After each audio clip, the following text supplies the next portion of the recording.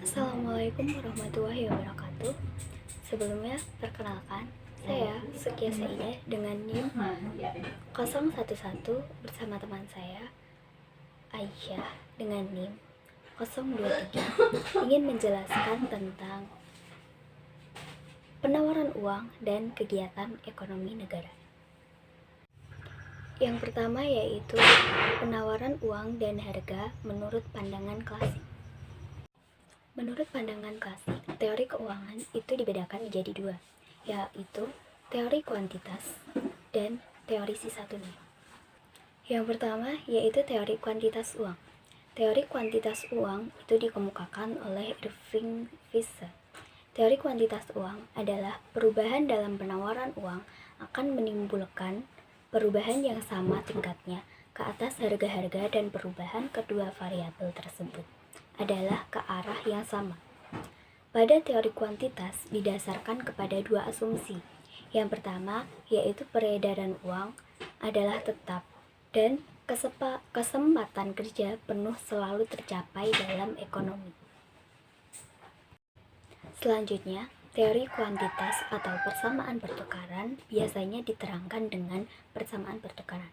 Persamaan pertukaran tersebut dinyatakan dengan M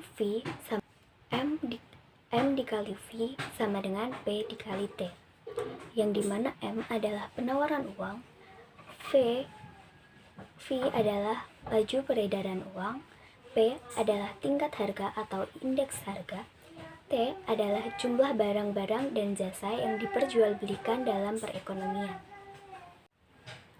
Oke, kita lanjut ke contoh soalnya. Diketahui, dalam suatu perekonomian, T sama dengan 500, penawaran uang 200, dan laju peredaran uang adalah 5. Nah, berdasarkan teori kuantitas, tingkat harganya itu bisa ditulis dengan rumus tadi. M dikali V sama dengan P dikali T, dimana M-nya itu tadi penawaran uang 200, V adalah peredaran uang yaitu 5 dikali itu menjadi 1000, dan P dikali T itu P dikali 500 menjadi 500P. Selanjutnya P sama dengan 2 didapat dari 1000 dibagi 500. Yang kedua yaitu teori sisa tunai. Seorang ahli ekonomi Inggris yaitu Alfred Marshall mengembangkan teori ini. Teori sisa tunai dijelaskan dengan persamaan M sama dengan K dikali P dikali T, di mana M,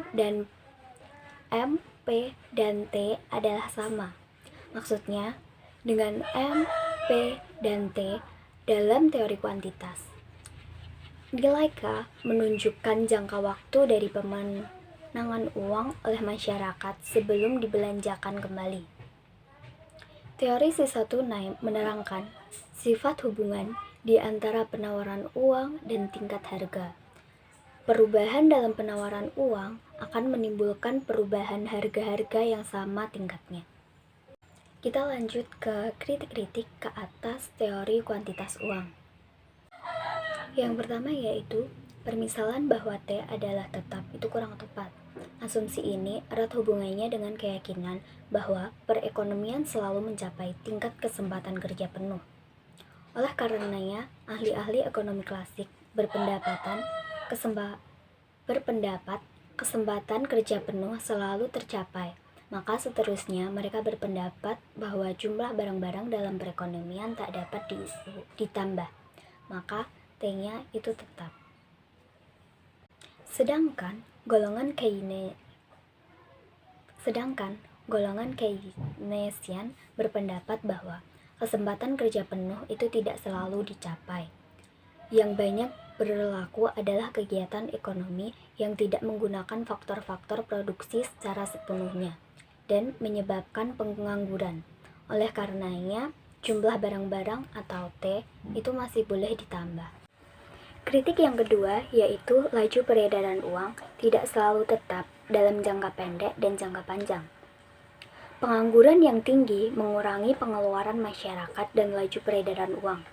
Dalam jangka panjang, kemajuan dan perkembangan institusi keuangan mengurangi sisa tunai dan ini mempercepat laju peredaran uang.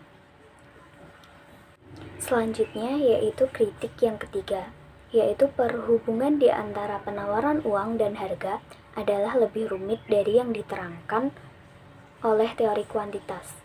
Menurut Keynesian, apabila ekonomi menghadapi masalah pengangguran persamaan MV sama dengan PT tidak dapat digunakan untuk menerangkan bagaimana perubahan penawaran uang akan mempengaruhi harga dan jumlah produksi barang dan jasa. Selanjutnya, kritik yang keempat, yaitu teori kuantitas hanya memperhatikan fungsi uang sebagai alat untuk melicinkan kegiatan tukar-menukar dan transaksi dengan menggunakan uang. Dalam persamaan MV sama dengan PT, masyarakat dianggap meminta uang untuk tujuan membiayai transaksi saja. Selanjutnya yaitu kritik yang terakhir, yaitu teori kuantitas mengabaikan efek perubahan penawaran uang ke atas suku bunga. Dalam teori kuantitas, tidak diperhatikan efek perubahan dari penawaran uang ke atas suku bunga. Selanjutnya yaitu, dalam teori keuangan menurut Keynesian, terdapat beberapa tujuan memegang uang. Yang pertama, yaitu untuk transaksi. Memegang uang untuk membayar transaksi merupakan tujuan memegang uang yang paling penting. Di dalam perekonomian modern, di mana tingkat spesialisasinya tinggi, uang sangat penting peranannya untuk melancarkan kegiatan ekonomi dan transaksi jual-beli, seperti pembelian, pakaian, makanan, dan lainnya. Yang kedua adalah permintaan uang untuk berjaga-jaga. Di samping untuk membiayai transaksi, uang diminta pula oleh masyarakat untuk menghadapi keadaan kesusahan atau masalah penting lain di masa depan. Dapat dilihat pada grafik yang pertama atau yang di atas, bahwa grafik tersebut merupakan grafik permintaan uang untuk transaksi dan berjaga-jaga. Permintaan uang untuk transaksi dan berjaga-jaga ini ditentukan oleh masyarakat atau pendapatan nasional. Semakin tinggi pendapatan nasional, maka semakin tinggi pula permintaan untuk transaksi. Yang terakhir adalah permintaan uang untuk spekulasi. Dalam ekonomi modern, di mana institusi keuangan sudah berkembang, masyarakat menggunakan pula uangnya untuk tujuan spekulasi, yaitu disimpan atau digunakan untuk membeli surat-surat berharga, seperti obligasi pemerintah, saham perusahaan, dan lainnya. Dapat dilihat pada grafik bahwa grafik itu gambar kurva permintaan uang dan spekulasi. Kita lanjut ke permintaan dan penawaran uang dan suku bunga. Dalam teori Keynesian, suku bunga itu ditentukan oleh permintaan dan penawaran uang. Bunga adalah imbal jasa atas pinjaman uang. Imbal jasa ini merupakan suatu kompensasi kepada pembeli peminjaman atas manfaat ke depan dari uang pinjaman tersebut apabila diinvestasikan. Jumlah pinjaman tersebut disebut pokok hutang. Presentasi dari pokok hutang yang dibayarkan sebagai imbal jasa atau bunga dalam suatu periode tertentu disebut suku bunga. Untuk grafiknya dapat dilihat di gambar bawah itu. Selanjutnya yaitu uang dan kegiatan ekonomi pandangan Keynesian. Yang pertama yaitu mekanisme transmisi. Perubahan dalam penawaran uang akan menimbulkan perubahan ke atas suku bunga. Selanjutnya, perubahan suku bunga itu akan mengubah jumlah investasi. Perubahan investasi itu mengubah pengeluaran dan akhirnya pendapatan nasional.